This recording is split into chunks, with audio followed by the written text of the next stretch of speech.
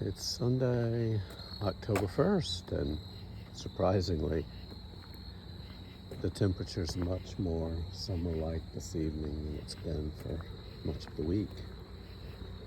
It's deceptive, but there's things I know. There's things I know. And celestial mechanics will win out. So I'm not fooled, even though I'm walking with a short sleeve shirt and may even get a little, it's a tiny bit sweaty as I walk, but not too bad. So I haven't really been that sure what I want to talk about this evening. In some ways, I want to talk about change. In other ways, I want to think about what's changed in my lifetime, and what would maybe 6-year-old me or 7-year-old me find most surprising about the way we're living and working and having families now. So, but I guess I want to start with the idea that modern humans, by I guess the way I would think of modern humans is people who have our capacity for reason, our capacity for language, our capacity for interacting the way we currently do, meaning if you could have gotten one of those baby embryos 300,000 years ago, roughly, is when we can kind of think of the advent of modern humans. And that's a very, very long time, but really, my goodness, not even a drip in what came before. So 300,000 years in just this context, we think we've had only written language for around 5. So, but we've had the capacity to understand written language. We've had the capacity to manipulate symbols like that. So, but I think another thing we can assume is that had we been born in those 300,000 years at almost any time, virtually everything that there was to know, everything that would be known in your lifetime, was known. I don't want to say there was a limited amount of information to be passed down, because I'm sure there was superstition and there was magic and there were facts about the world as we knew them. These facts probably were, many of them, related to food and weather and growing food and taking care of yourself and keeping your tribe safe and healing your tribe. So I'm sure, let's just assume that there was plenty to know. But let's also assume that there wasn't a lot of new learning. I can't imagine that there had to be new learning in any kind of way that we think about it now. And there were remarkably few ways to pass down whatever was new, and lifespans that were scarcely above modern age of maturity, right? Lifespans that, if you lived to be 40, 200,000 years ago, you probably lived a good long life. So, and here we are in this strange world where so many things are new, so many things are being rethought, reconceptualized, redesigned. Things that even 10, 12 years ago, where there was not a majority of thought, a majority of consensus around, and now there is. And just in the last 20 years, how community has changed, and how we communicate is staggering. The idea that we could take a couple of years, most of us, a couple of years, and work from home, just the fact that we could do that and the world didn't collapse is remarkable and staggering. So we were born into change. We were born into it. It happens to us, whether you like it, whether you're born with a disposition to embrace it, whether you're born with a disposition to be fearful of it. Change is happening. Change is happening to us all the time, everywhere, and all at once. And I think that's really, really, really amazing. And it's also really, really, really terrifying, because our capacity to change, our capacity to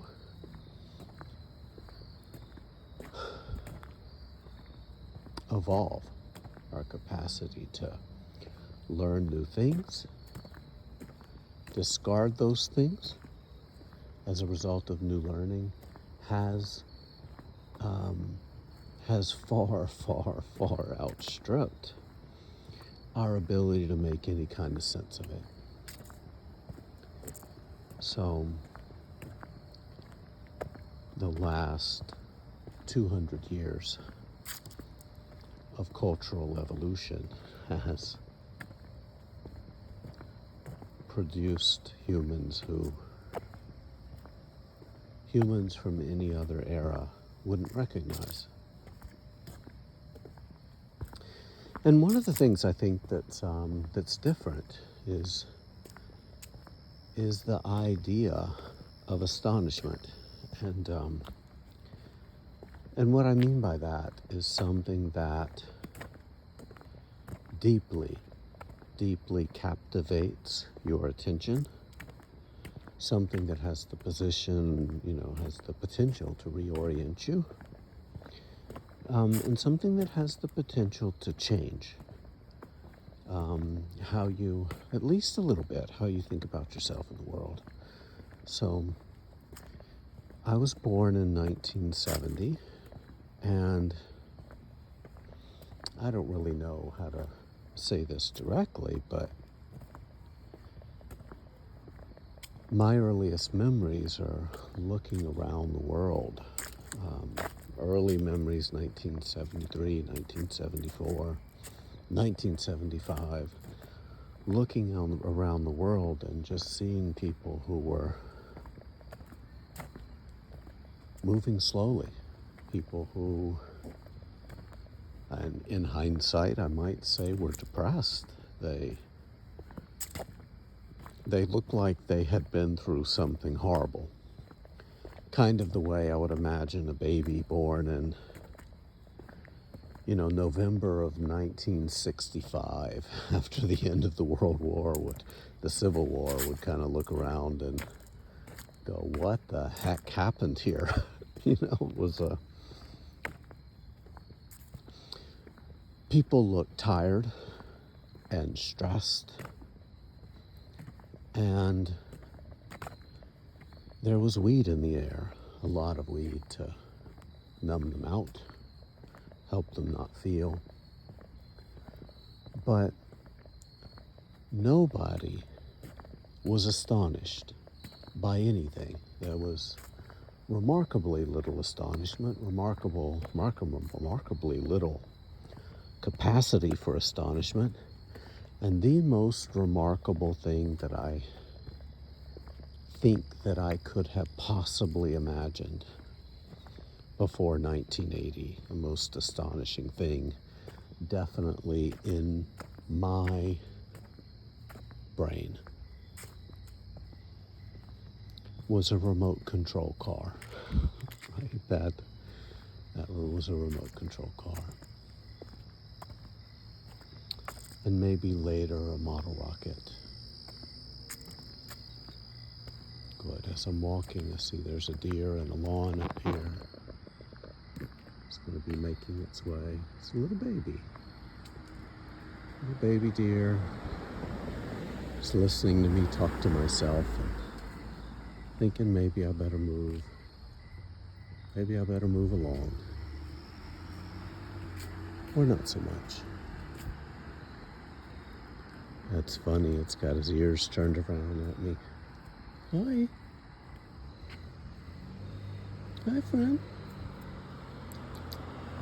Oh, there's his mama. Okay. I'll let his mama take him away. It's okay. It's okay.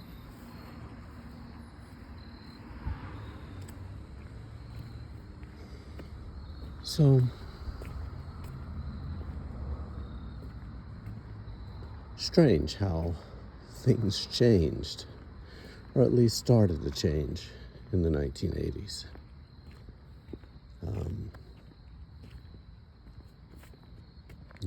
The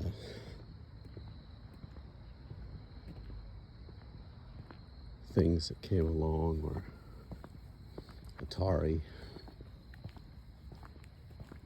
Right, some people had in television. But it was staggering how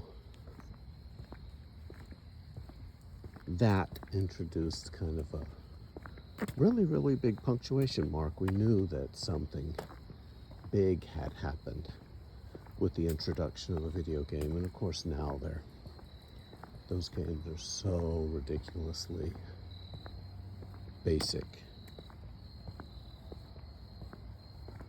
that we can look back on them, and the only point of ever playing them would be nostalgia. But nostalgia for what? Nostalgia for these things coming to save us from a complete lack of imagination and astonishment in our lives in the 1970s. So I think we're living in an era of astonishment. We're living in an era where we've become really deeply estranged from ourselves. With so much information coming in all the time, and your ability to kind of communicate to everyone, no one, kind of all at the same time, is astonishing. And computer programs are designed to bring us things that astonish us specifically, right? Things that are designed to activate your dopamine system because of what they know about how your dopamine system has interacted with those tools in the past. So, communication's changing. Communities changing. And I don't know what to make of it. I don't have any big ideas. I'm just astonished at the speed and pace of change. And there's a lot to love about it. There's never been a better time to try to figure out who you are and what you need, and there's never been more space to try to figure that out. And that's amazing. I love that for us, but wow,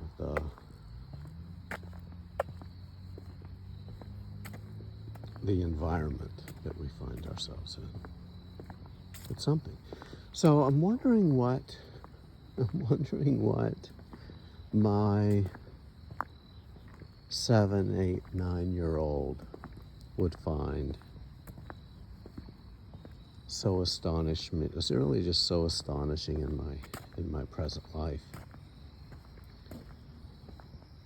I remember in 1976 when the Freedom Train came to Baton Rouge. They had moon rocks in had a moon rock in one of the cars of that train. And that was a little point of astonishment, a rock from the actual moon. Right? A rock from an actual moon on display in a glass case on a train. Fascinating. Fascinating. But that was astonishment. What counted for astonishment in 1976 was a rock. And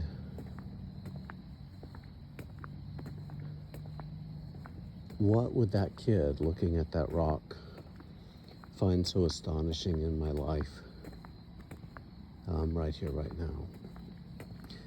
Probably gaming, right? That kid, unlike me, would have loved the idea of virtual realities and virtual worlds, being able to jump into worlds that look, feel, sound just real enough to escape into. I would have loved that. I can't imagine. I could not imagine, as hard as it was for me to be a kid in Winburn Elementary School and in Prescott Middle School. I can't imagine you dropping a smartphone in my hand. That would not have gone well. I wouldn't have been able to use it the way we hope our kids are using the iPhones we drop into their hands. I would have dissociated into that phone. I would have had to. So, thank goodness. Thank goodness.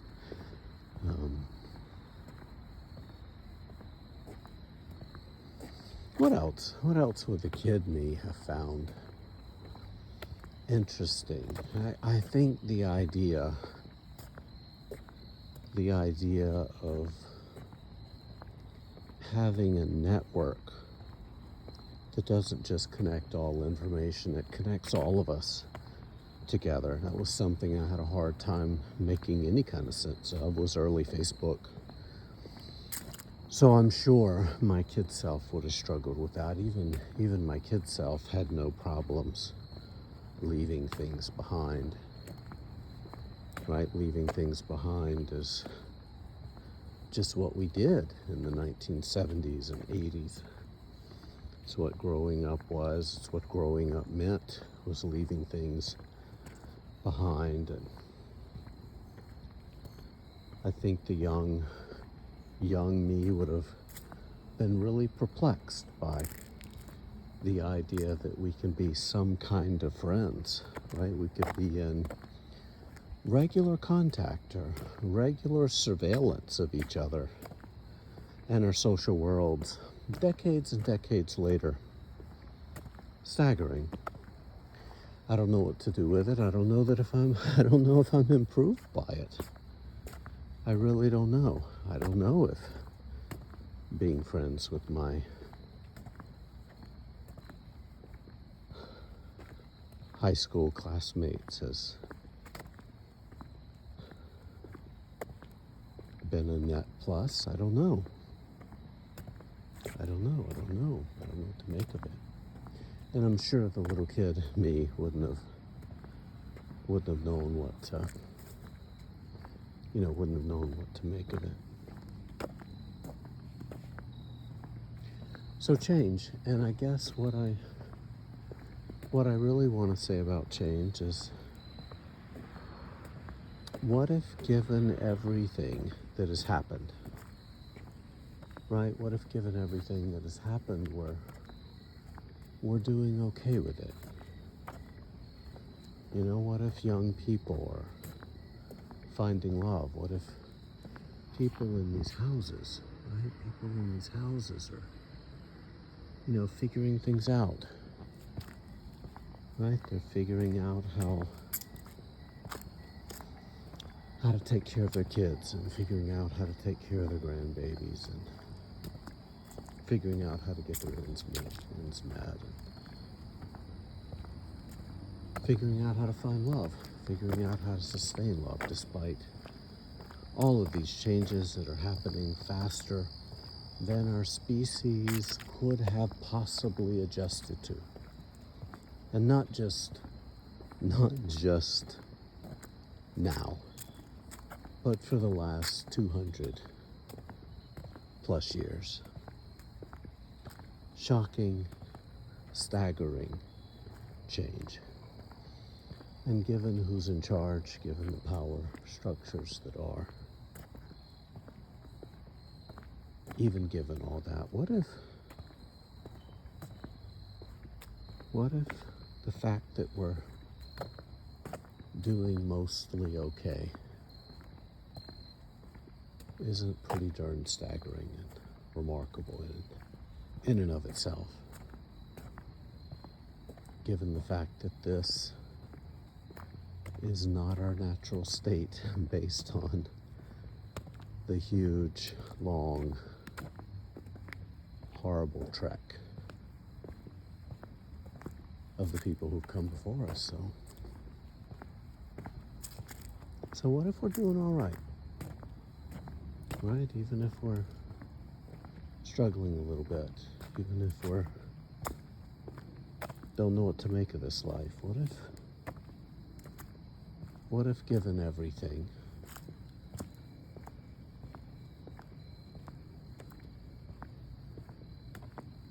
change is something that we are figuring out how to work for us, figuring out how to live it, how to embody it, how to develop one piece, one community at a time. What's going to come next for us? We'll see.